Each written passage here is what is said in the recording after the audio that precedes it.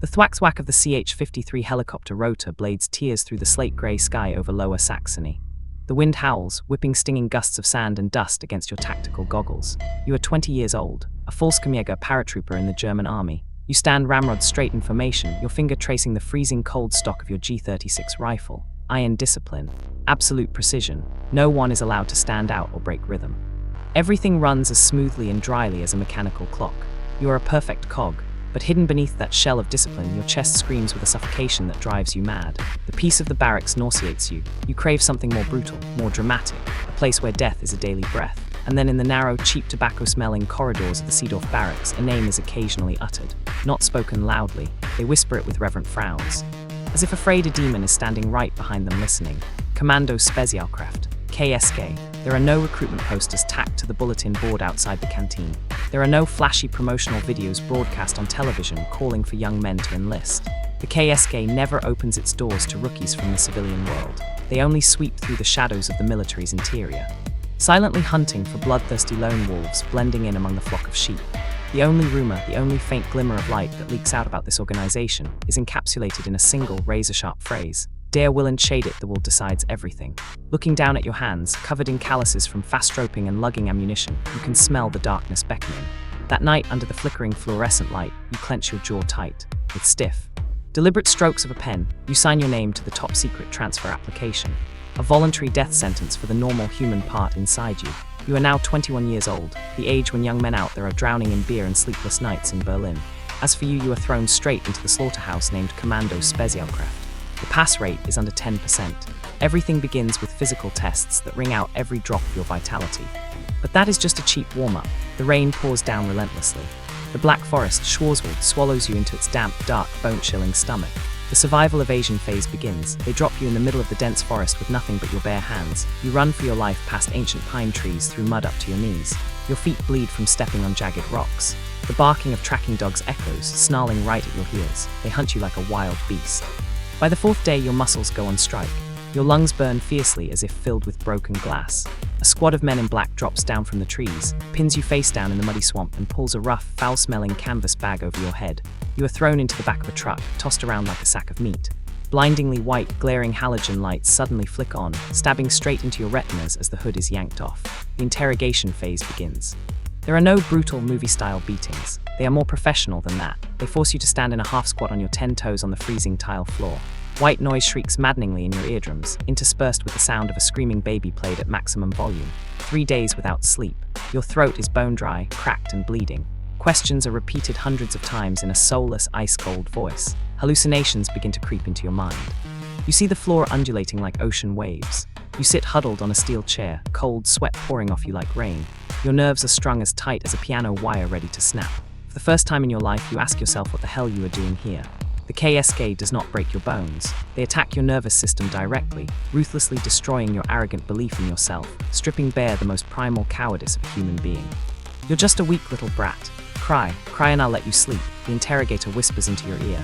You bite your lower lip until it bleeds, swallowing the metallic taste of blood down your throat. You remain silent, absolutely silent. Turning 22, you hold the rank of trainee.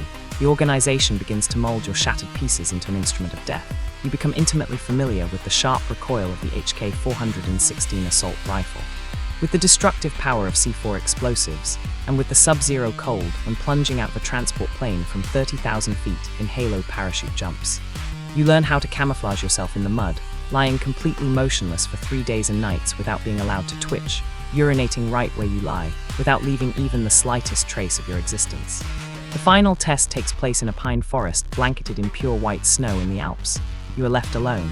No radio communication equipment, no reserve rations, only a single emergency distress flare in your pocket. The fifth day, hunger tears at your stomach so fiercely you vomit up sour gastric acid.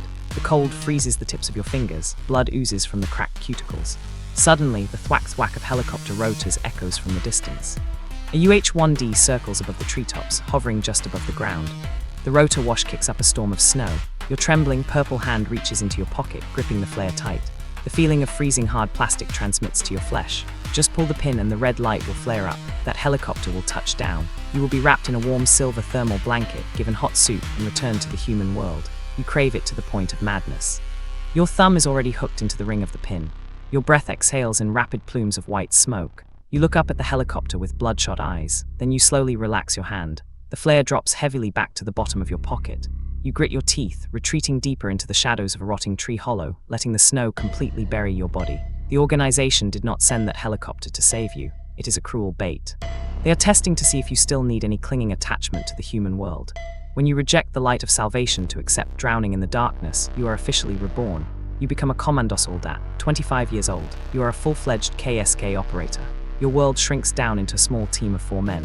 A sniper, a medic, an explosives engineer, and you, handling communications and acting as the breacher. The dry, sandy wind of the Afghan battlefield whips fiercely against your ballistic goggles as your team closes in on a dilapidated mud brick compound. The mission: hunt down and eliminate a high-value target, HVT, specializing in manufacturing improvised explosive devices, wide. The GPS monitor on your wrist flashes a red dot. Breach: you deliver a front kick, busting open the rickety wooden door. Dust and smoke billow up thickly. The axis of your rifle sweeps the room with blistering speed. Inside the cramped room reeking of sheep and gunsmoke, the insurgent leader is backing into the corner. He is not holding a gun. He is tightly gripping a manual detonator, wires protruding from under his thick coat. But surrounding him are not bodyguards. A woman is screaming in panic, and a little girl, about 6 years old, is clinging tightly to his leg. The child is wearing a dirty blue dress. Her dark eyes wide open, staring straight into the lens of your night vision goggles, NVG. He hides completely behind the child. A perfect human shield. Time stands still. Every neuron screams. The choices flash in your head. Fall back and wait for another opportunity, letting him live to build more bombs, or attack right now before he can press the button. There is no time for the hesitation of a normal human being. You are KSK. You squeeze the trigger. The sharp crack of the gunshot tears your eardrums. The HK-416 spits fire. 2.5, 56mm steel-core armor-piercing rounds fly out. The first round punches through the child's shoulder, tearing through her tender flesh to drill straight into the chest of the man behind her.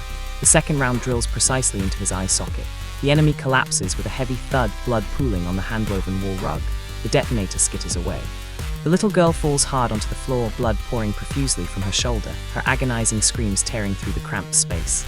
The team medic immediately rushes over, applying a tourniquet to stop the child's bleeding. You lower your muzzle, standing rooted to the spot watching the expanding pool of blood. The radio report comes out dryly from your throat. Jackpot, target neutralized, we have civilian casualties. You walk out of the compound. Leaving the gut-wrenching wails behind, you excellently completed the assigned mission. But as you sit on the rattling helicopter heading back to base, staring at your tactical gloves covered in the child's blood, your pride collapses. You are no longer sure that your actions were right. The military system only evaluates results on paper. It never evaluates methods, and it doesn't care about the ghosts that will haunt your sleep. The age of 28 arrives along with the weight of the team leader position. You command 6 dark shadows operating silently behind enemy lines. Life and death decisions now rest entirely beneath your index finger. A moonless night in Africa. The target house is eerily silent. The mission: rescue a German engineer kidnapped by insurgents. Your team cuts the locks and infiltrates inside. The green glow of the NVGs dyes everything, but you are one beat too late. They caught the scent of the infiltration. In the dark corner of the room, the terrorist is using one arm to tightly choke the engineer, while the other hand points the muzzle of a gun straight at the victim's temple. The hostage opens his eyes wide in utter despair, tears streaming down his face, his mouth stammering pleas in German. "Save me, please." The terrorist is completely hidden behind the victim's heavy body, leaving absolutely no blind spot for your team's sniper. His finger begins to squeeze the trigger. You have exactly 1 second. 1 second to decide the fate of the entire formation if a firefight erupts. Your eyes are ice cold. You look straight into the eyes of your fellow countryman, the hostage. "Shoot," you hiss over the radio. The sniper's rifle fires. The 5.56mm bullet pierces the hostage's lung, passes straight through the victim's body, and drills directly into the heart of the terrorist behind him. Both bodies crash to the floor, creating a wet, sickening thud. Blood spills from the hostage's mouth. His eyes gradually glaze over, staring blankly at the ceiling. You step forward, coldly kick the enemy's gun far away, and report the situation. You successfully prevented the enemy from using the hostage as a human shield to open fire on your formation. You saved the mission from total failure. But to do that, you personally discarded the very last shred of the human left inside you. You have become a grim reaper in the truest sense. At 35, you hold the rank of senior operator. You withdraw to the headquarters at Kalwa, tasked with training the next generation of recruits and participating in operational planning for NATO campaigns. Late on a gloomy afternoon, while lingering in the barracks locker room after training, you accidentally kick a partially unlocked personal footlocker belonging to a veteran officer in the team. The lid pops open.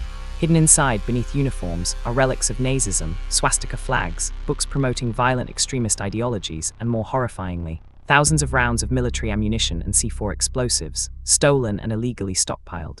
A handwritten list contains the names of German left-wing politicians. An underground terrorist network is sprouting right in the heart of the nation's most elite unit.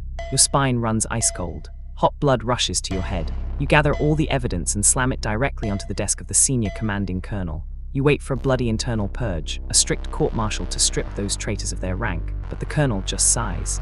He takes off his sunglasses, massaging his nose bridge wearily. He quietly pushes the footlocker into a dark corner under his desk. "Keep quiet about this, Sergeant," he says, looking out the window. "Do you want to be a hero or do you want to be a KSK operator? The media and the politicians out there will tear us apart and disband the entire military if this leaks. We will transfer them, handle it internally, slowly." You stand rooted to the spot in the freezing air-conditioned room, your fists clenched so tight they bleed. A filthy truth smashes straight into your perception. You once believed you were the glorious sword protecting the nation from the demons beyond the borders. But no, the absolute worst demons are wearing the exact same camouflage, standing in the same ranks, men who once stood shoulder to shoulder bleeding with you, and they are being shielded by this very corrupt system to save political face. The enemy isn't always on the outside. Turning 42, you hold command-level rank. You no longer have to crawl through the mud or directly pull a trigger, smelling the metallic stench of blood. You sit in the Tactical Operations Center, TOC, bathed in the glow of LED screens, wearing a radio headset, staring at the blinking dots on a satellite map. The power of life and death now lies in your invisible nods. A deep raid operation into enemy territory in the Middle East. Your KSK team is closing in on the most brutal HVT target of the decade. Suddenly, the intelligence signal reports an anomaly. Thermal imaging radar scans detect the signatures of an ambush force 4 times larger than expected, equipped with heavy anti-aircraft weapons. A classified CIA insider source warns, the initial intel was a perfect trap. 2 streams of thought tear frantically at your brain, if you order the attack to proceed. Your team will walk straight into a meat grinder. If you order an abort, the biggest target will escape forever, and all the efforts and lives sacrificed over the past 3 years will be washed down the drain. The pride of a commander who has never tasted defeat clouds your judgment. You look at the KSK insignia. You believe in the unparalleled firepower of your unit. You believe in the survival skills of the beasts you personally trained. Continue the assault. Do not fall back. Wipe them out, your voice echoes coldly and decisively over the radio system. 15 minutes later, the central speakers crackle with chaotic screaming. The deafening roar of anti-aircraft machine gunfire drowns out the sound of helicopter rotors. The ear-splitting explosions of anti-tank RPG rounds tear across the screens. Sierra Alpha taking heavy fire. We are surrounded. Medic, need immediate CAS. Falling back. The desperate screams of Sergeant Braun, the man you just raised a beer with to celebrate his birthday last week, echo chokedly over the radio. Coughing violently, choking on blood. Then a massive explosion. Beep, everything sinks into dead silence. The green tracking dots on the map extinguish one by one. The prolonged sound of static echoes throughout the massive operations room. Mission failed. Half of your formation, your best brothers, are left forever on foreign soil. Their bodies charred, you slump down into the leather chair. Your chest is empty, as if the air has been sucked out. Your trembling hands cradle your head. The true death sentence for a soldier is not when you are weak or fall on the battlefield. The greatest, most brutal mistake comes at the exact moment you arrogantly believe the power in your hands is always right. Your arrogance just killed your own teammates, at 48 years old. The discharge paper lies coldly on the surface of your desk. You leave the force. There are no lengthy, praising interviews in military magazines. There are no medals of honor pinned to your chest before the eyes of the television public.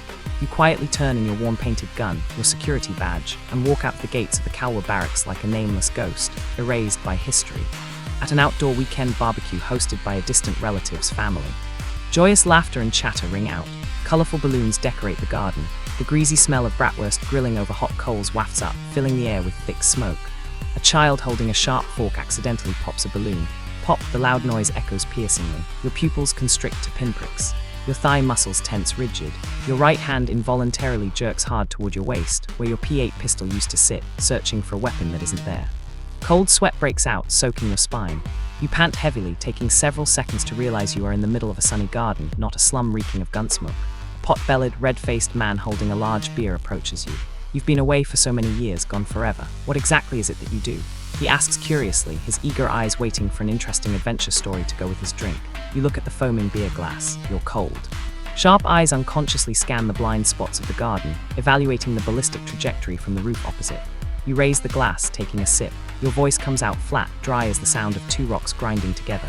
The military, Just 2 words, not a single word of further explanation. You realize the absolute, suffocating isolation of this profession. The corpses you have stepped over, the tears you have suppressed, the crimes you have turned a blind eye to.